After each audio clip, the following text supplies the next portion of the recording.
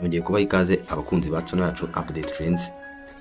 Nizere ko mumeze neza, mukomeze kugenda muhirwa n'ibyo mukora ahantu hose mugiye muherereye hagiye hatandukanye. Mu rugendo rwacu rwo kugenda tubagezaho inkuru zigiye zitandukanye cyangwa se bimwe mu byagiye biranga amateka ya mbere cyangwa se inkuru zagiye zibaho twumva mwakwiye kuba mwaramenye amateka yabanje. Twahisemo kubazanira umugore wahinduye amateka ya politike y'isi bitaga Cleopatra. Ubundi mu kinyejana cya mbere y'ivuka rya Yesu mu gihugu cya Egypt ya kera havutse umugore w'igitangaza witwaga Cleopatra. Umwamikazi waranzwe n'ubwenge, ubuhanga mu miyoborere n'ubushishozi bwo gukoresha politike mu buryo budasanzwe. Cleopatra yayoboye Egypt kuva mu mwaka wa 51 mbere ya Yesu kugeza mu mwaka wa 30 mbere ya Yesu. Murabizi ko muri iki gihe babaraga imyaka basubira inyuma.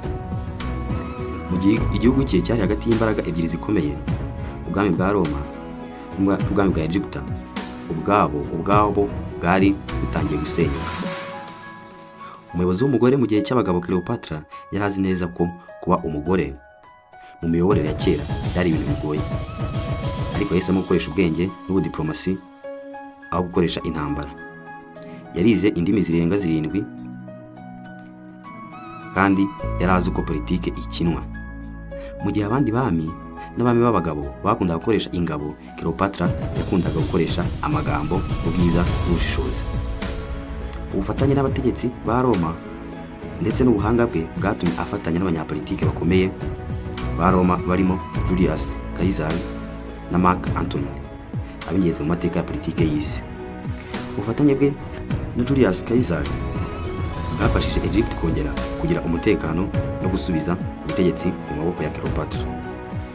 Nyuma y'urupfu rwa Caesar yafatanije na Mark Antony mu rugamba rwo guhangana na Octavian waje kuba umuyobozi wa Augustus.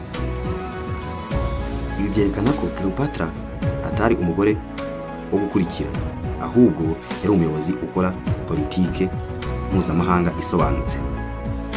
Akoreshaga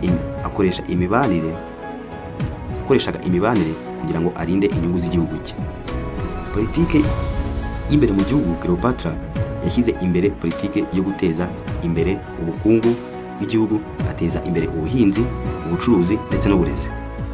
Yashatse gusubiza Egypt isura aho gufatwa, yashatse gusubiza Egypt isura y'ubukungu yari yaratakaje kubera intambara n'imyenda. Iherezo rya Cleopatra mu mwaka wa 30 mbere ya Yesu, nyuma y'intambara yo ku nyanja ya Actium, aho ingabo za Mark Antony na Cleopatra zari zatsinzwe na Octavian, Cleopatra yahisemo kwiyahura aho gufatwa nk'imbata y'Abaroma. Bivuga ko yakoresheje inzoka ya Cobra kugira ngo yicwe.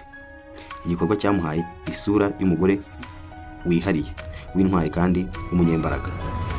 Ubutumwa yasigiye isi, Cleopatra yabaye ikimenyetso cy'umugore ufite ijwi mu miyoborere mu gihe isi yayoborwaga n'abagabo. Ubutumwa bwe nuko ubwenge, ubwiza n'ubushishozi bishobora kuba intwaro zikomeye mu gucunga politike. Uyu munsi amateka ye arakigishwa mu bihugu byinshi nk'urugero rw'uko diplomasi, ubwenge n'ubutwari bishobora guhindura icyerekezo cy'igihugu. Umurongo w'inkuru ya Cleopatra ntiyabaye umwamikazi w'ubukungu gusa, ahubwo yabaye umuyobozi w'indangagaciro za politike y'ubwenge. Asiga isomo rikomeye ku banyapolitike b'ibihe byose, kandi yaje kuba avuga ngo kugira imbaraga si gukoresha intwaro, ahubwo ni ukumenya uko wakoresha amagambo n'ubwenge mu gihe gikwiye.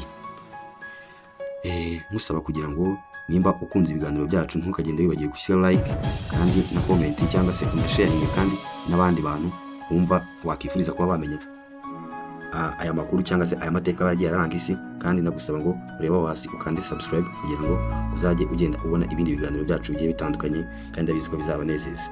Murakoze.